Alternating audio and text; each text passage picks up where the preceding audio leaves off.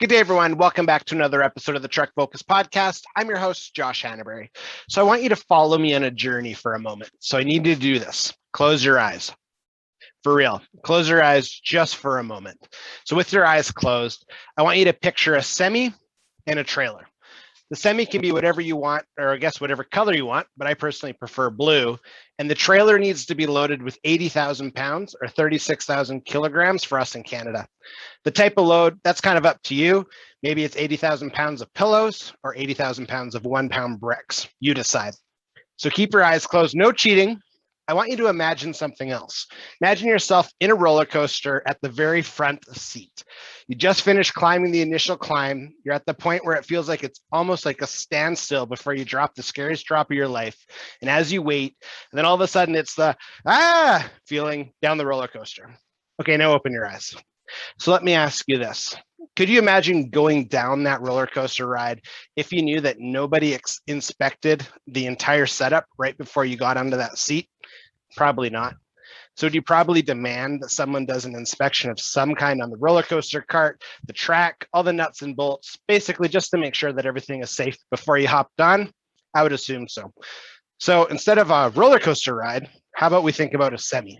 So in today's episode, I'm excited to talk to a friend of mine, Jessup, who's an over-the-road legend, and we're going to be talking about traveling through the Rocky Mountains in a semi and what needs to be prepared. Similar to a roller coaster, obviously we're talking about a semi and a trailer, not the actual tracks of a roller coaster, but what it takes to travel safely through the Rocky Mountains. So the Rocky Mountains is a huge mountain pass between different parts of British Columbia and Alberta when we're talking Canadian geographic, and just what it takes to successfully and safely travel through these passes to ensure that you make it not only at the beginning, but you finish your trip safely at the end. So again, I'm really excited for today's episode. So let's get to it. Hey everybody, welcome back to the Truck Focus podcast. Super excited to have Jessup back. Super good guy. He's an over-the-road legend, and just I really respect everything that he shares when we're talking over the road, the family. Super good guy. So Roy, welcome back. Hey, thanks. Great to be back. Absolutely.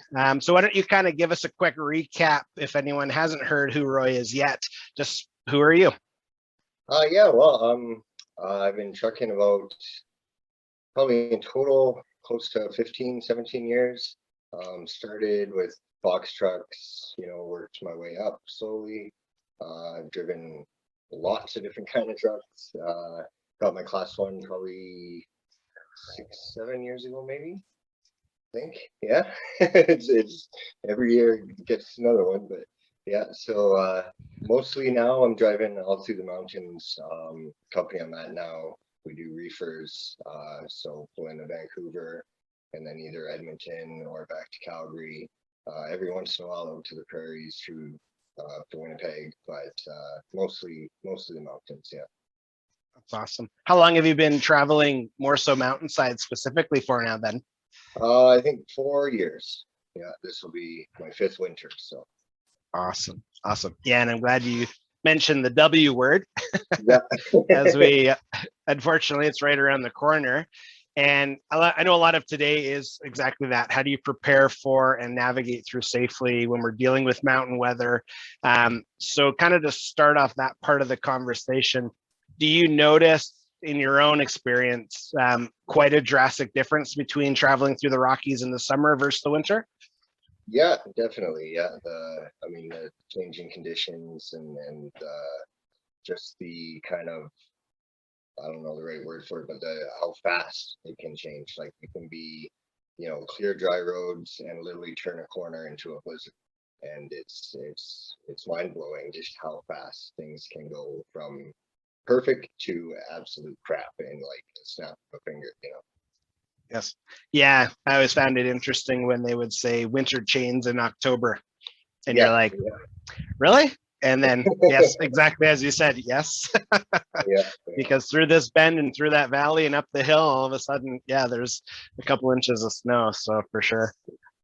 Yeah. So I guess at what point then, if it's a mental preparation first, you start, I guess, realizing if it's just like I realized the change of colors and trees, or what kind of mental process do you go through that you're kind of like, okay, time to get the winter game face on? Well, I don't know if that, like, I was thinking about this. I don't know if that really ever kind of stops because throughout the summer, even with the forest fires and there was one night there was forest fire that had the number one closed, and then there was an accident that had the number five closed, and it was like, well, how am I going to get through to Vancouver? So I kind of, weave my way through down through a Soyuz and that, but then like, and that's kind of what I was kind of trying to do, is get familiar with these alternate routes on a nice sunny day. So then in the dead of winter, if you find out the coast closed and you got to go down like the number 8 highway or something through Spence's Bridge, like if you've never been on that road before, probably the dead of winter isn't the time you want to take your first crack at it. So Yeah. try to kind of get familiar with all the kind of side roads or secondary highways.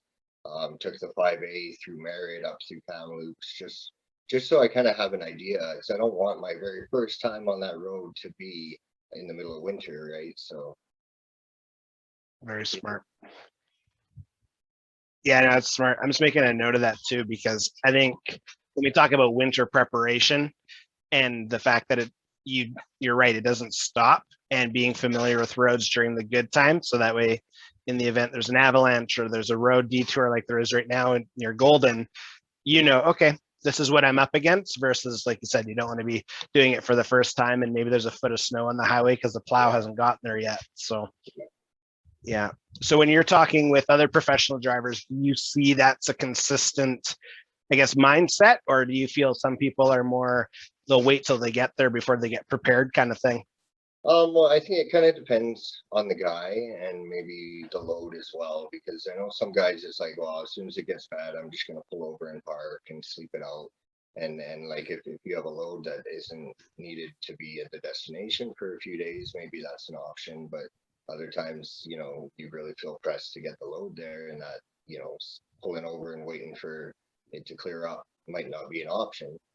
Um, so yeah, I think just depending on who you talk to, there's some guys who, will stock their truck up with absolutely everything they could possibly need for winter, and then there's other guys who think, oh, I'm just bringing a set of tools, and if that doesn't get me through, I'm calling a tow truck, right? So just yeah, kind of depends on who you're talking to. Yeah. Yeah, for sure. I'm definitely more in the preparation mindset and Yeah. thinking 3 days ahead, what could it be? And do I have what I need? And yeah. So with your, I guess, current environment, what are a couple of things that you would prepare for it, tractor specific for wintertime or even fall, I guess, for both? Well, I have a small shovel. I got that 2 winters ago, and that thing has saved me so many times digging myself out. Um, yeah, so got my little shovel. I always carry lots of fluids, antifreeze, the windshield washer fluid. You'll go through so much windshield washer fluid, it'll blow your mind with all the slush and crap coming up. I carry a small thing of kitty litter. Um, got a candle, emergency blanket, all that stuff. I always carry extra set of gloves, and I like extra set of everything really, because I mean you're gonna get wet, you're gonna get soaked. So I always try to have dry clothes that I can change into, and lots of food, lots of water.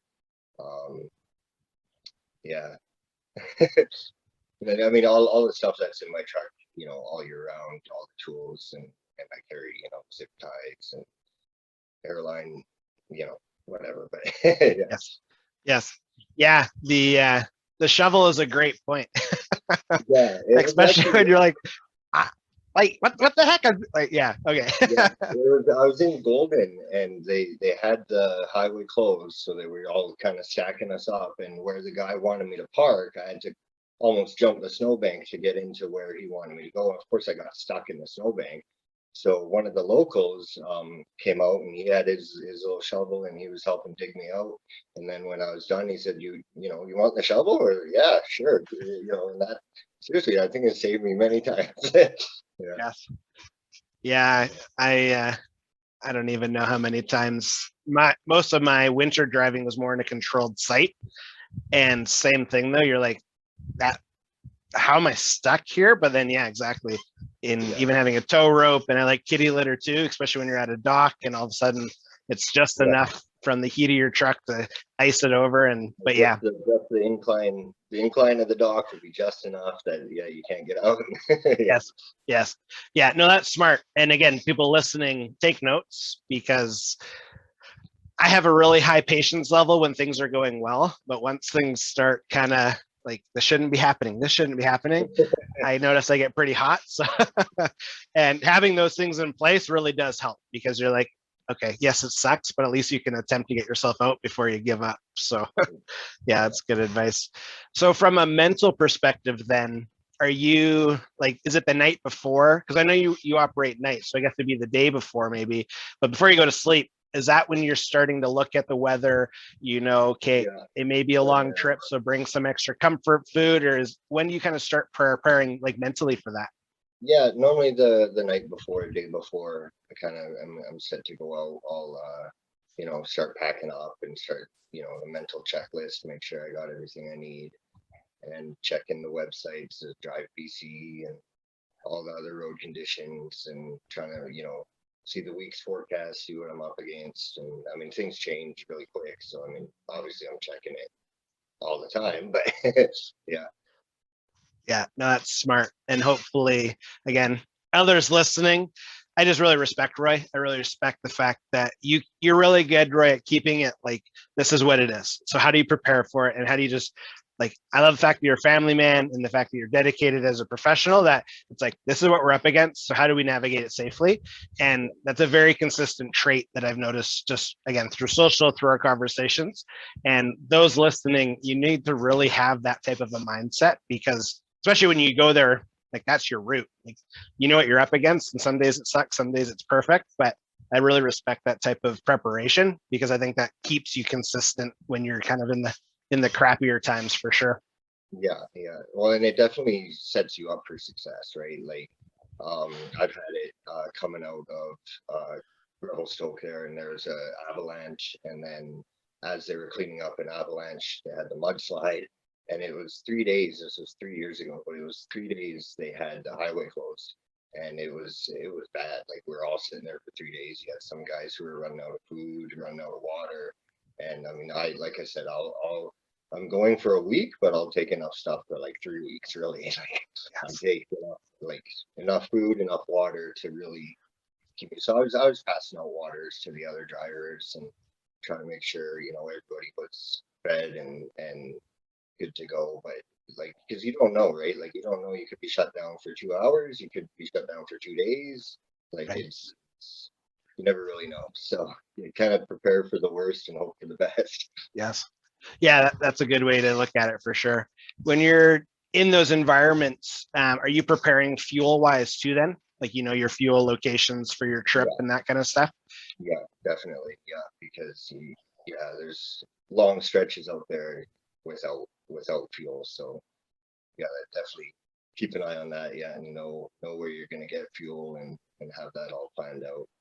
Yeah, for sure. Well, especially if you're stuck as well. You don't want to be stuck with quarter tanks and lines freezing up, or you just run out of Yeah. fuel as it is. You want to make Even sure of. even that situation I was saying with where it was closed for 3 days, they were even the golden husky there was out of fuel, right? Because once everybody got going, like, everybody stopped to get fuel, and then they were out of fuel. So I mean, even when you're planning out to get fuel, like, sometimes things just yeah. Yes. Yeah, that would be a not a pleasant feeling, for sure. In your bunk, do you have one of those, I don't know if you call it like an APU, but your heat's kind of always set at the right Yeah, temperature for your sleeps and stuff too? yeah, yeah, I do. Nice. Yeah. Yeah, those are good features for sure. Yeah. Yeah, we were visiting. Oh, sorry, go ahead. Just the bunk heater even it's just having a bunk heater is like a big, yeah, you need a bunk heater.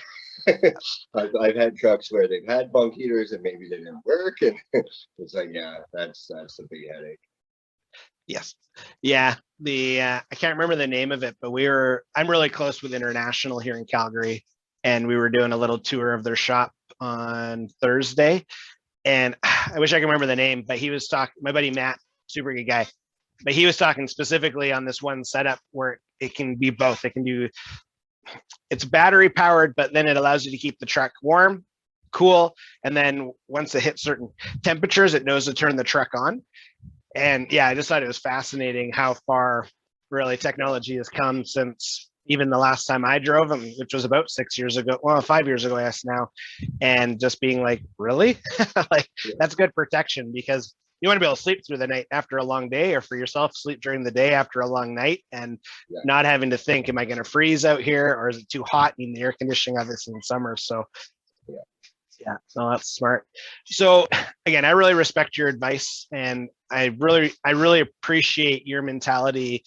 Just speaking on industry, how you go into things. So if you were sitting here and a carrier was sitting here that you didn't know, what kind of advice would you give them when they're getting their tractors ready for the winter? Just well, I mean, for like a company truck, you mean? Yeah, like if Yeah. they've never traveled through the mountains before, they're obviously coming into winter time. It's their first run. What kind of, I guess, pointers would you give them just to make sure that their equipment's safe for their drivers? Well, definitely rubber. I mean, that's the number one. You got to make sure you have good tires. Um, you know, snow tires if possible. The last 2 winters I've had snow tires on my tractor, and it's made a big difference. Um, and just the reality that like the guys are gonna try to get the load there, but I mean it might not happen, right? Like if it's a really bad storm and you're not feeling comfortable, you're gonna pull over, right? Like you're not, no load is worth trying to do it when you can. Like if you're not comfortable, then just get off the road, and the carrier's gotta know like you're doing your best out there. Sometimes, you know, it's just not possible to get it there overnight or you know throughout the day. It just gonna take a bit longer, and just to be patient and you know try to have some empathy or compassion for the guys out there, because it's not just driving down the road, right? Like it's I don't know, it's a big deal, you know, like Yes, yes, yeah. yeah, it is. It's a completely different ball game mechanically as well as mentally. I'm glad you mentioned tires, because I think that's an oversight where you just run them till they're bald, and you're like, not right now, you're not. So Yeah, yeah, yeah. that's really good for sure. Well, and one of the earlier companies I worked with, the tires were so bald that when you put the chains on, the tires would spin inside the chains. So it was like there wasn't even enough tread on the tire to grip the chain, right? And yeah, so I mean, needless to say, I didn't work for them long, because I was screaming at them like, I need new tires, right? And Yes. yeah, and if I mean, I'm not gonna run equipment like that. That's not safe. Like I'll find somewhere else to work. That's right. That's right. Yeah. So when we're talking tire chains, then one of my least favorite topics, the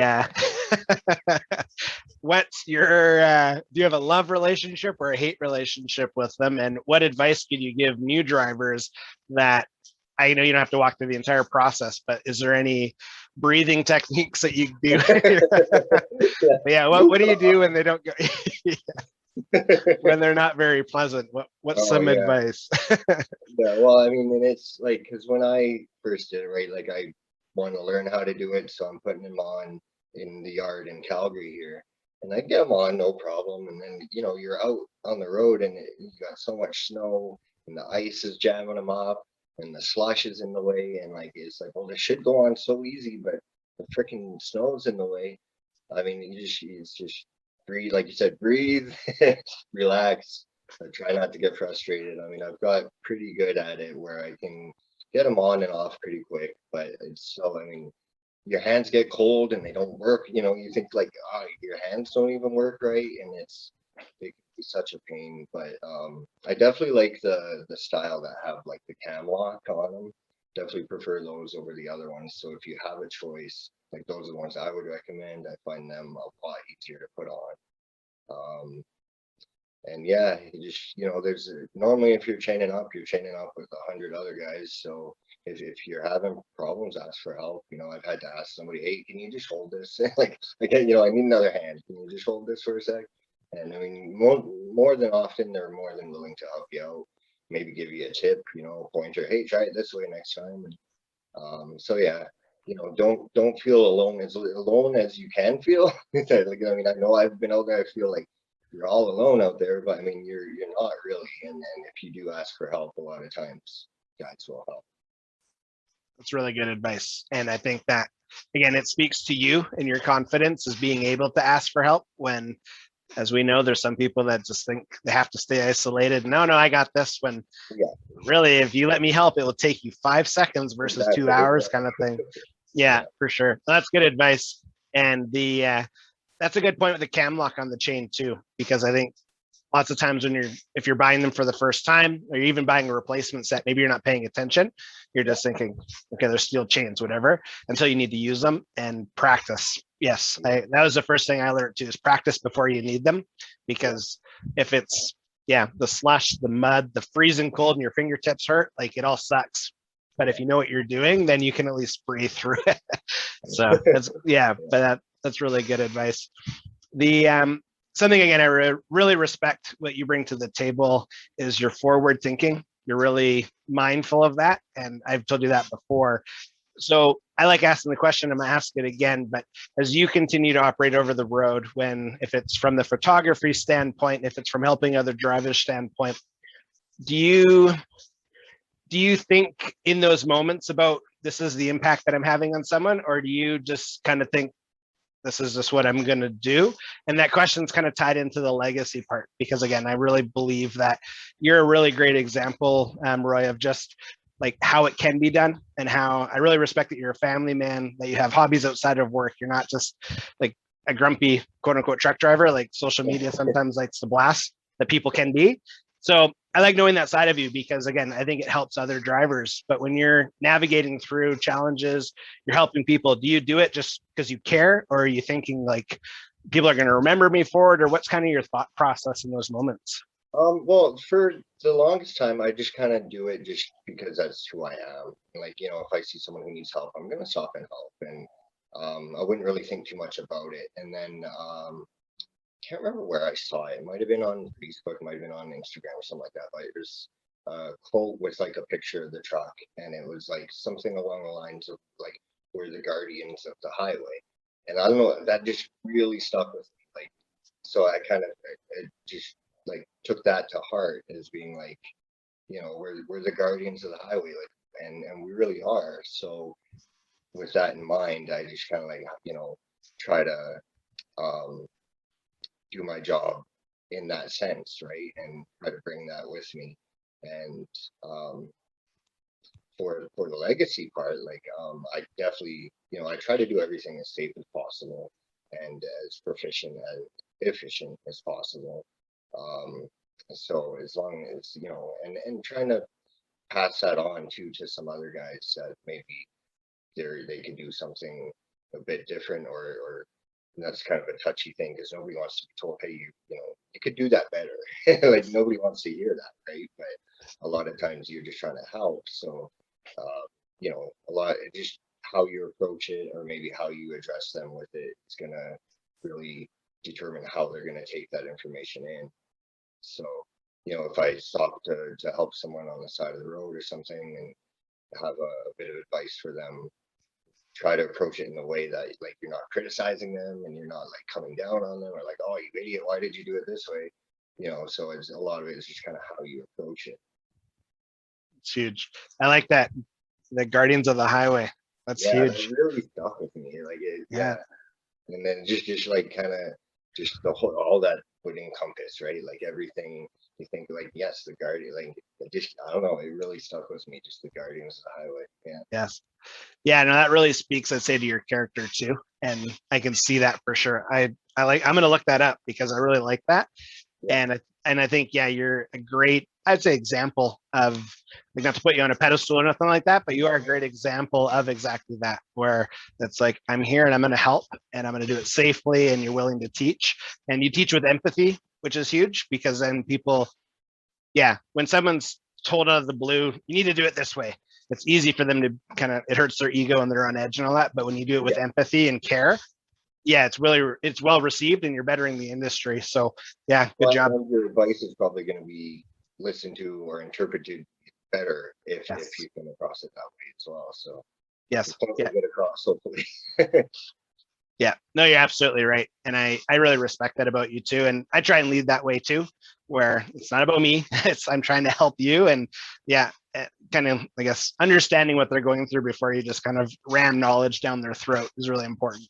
Yeah. So if carriers, professional drivers alike, if they had questions, even in the sense where maybe they've never traveled through the mountains before, especially in winter, is there an opportunity for them to get in contact with you?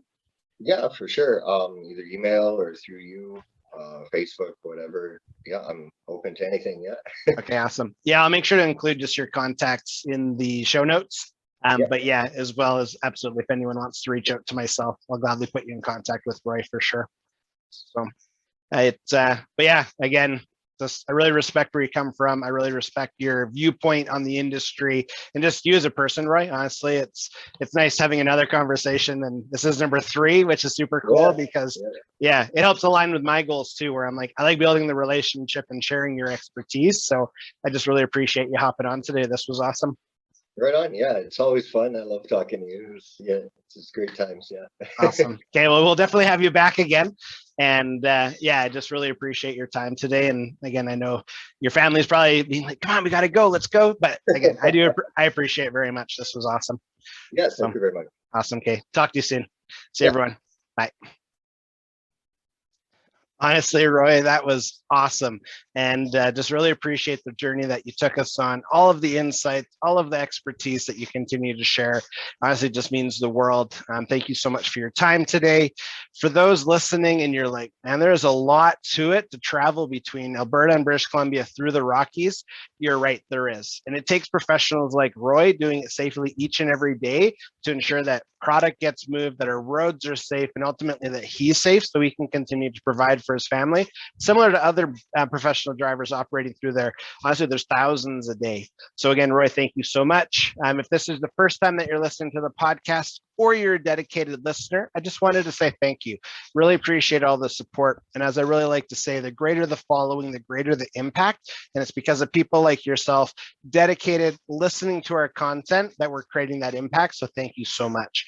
If you are listening to this on a podcast platform, I ask that you subscribe by simply hitting the little subscribe button. This way you're notified of all upcoming episodes. And if you felt today offered you a lot of value, I ask that you share it. Share it to contacts that you're like, hey, you travel through these parts. You need to know this information because, again, it's greatly appreciated. Similarly, if you're listening to this on YouTube, I do ask that you subscribe to our YouTube channel, but also hit the notification button. So that way you're also notified of any upcoming episodes. Again, it just means the world. So if you have not done so, I also ask that you subscribe to our monthly newsletter. It's just a different way for our industry leaders to really create an impact in our industry. So sometimes it's how-tos, it's tidbits, it's promos, it's coupons, lots of good stuff in there. So of course, all the links are below. And again, thank you so much, Roy. Honestly, thank you so much for hopping on again. And to all of our dedicated listeners, really appreciate it. And I hope you have a great day, and let's create a pivotal impact. Bye.